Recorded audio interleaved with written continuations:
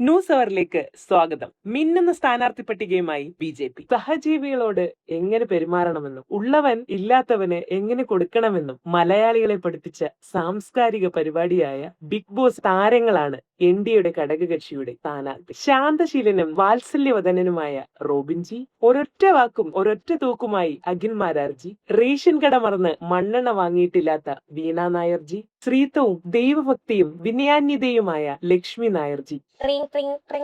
Hello. ഓ ഓ ഓ ശരി. ശരി, ക്ഷമിക്കണം.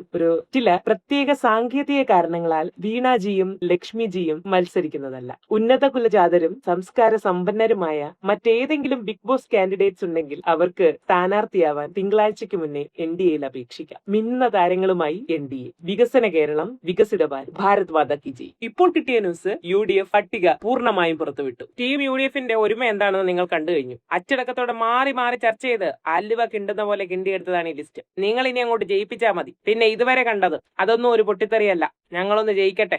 മന്ത്രിയാവാനുള്ള പൊട്ടിത്തെറികളും ഉന്തും തള്ളും തമ്മിത്തല്ലും അന്നേരം കാണാം. മിനിമം 5 വട്ടം ഡൽഹി പോക്കും 10-15 പത്രസമ്മേളനവും. ഇതെല്ലാം കണക്കിനെടുത്ത് നിങ്ങൾക്ക് വേണ്ടത് ത്രില്ലിംഗ് ആയ ടിസ്റ്റോട് ടിസ്റ്റായ മരണമാസായ 5 വർഷങ്ങളാണെങ്കിൽ UDFന് വോട്ട് ചെയ്യണം. നിങ്ങൾക്ക് നിരാശപ്പെടേണ്ടി വരില്ല. വരുന്ന 5 വർഷം മരണമാസായിരിക്കും. കച്ച കെട്ടി ഇറങ്ങിയിരിക്കുകയാണ് BJPയും UDFും. LDFന്റെ വികസന രാഷ്ട്രീയം ഇതിനു മുന്നിൽ വിജയിക്കുമോ? കണ്ടറിയാം.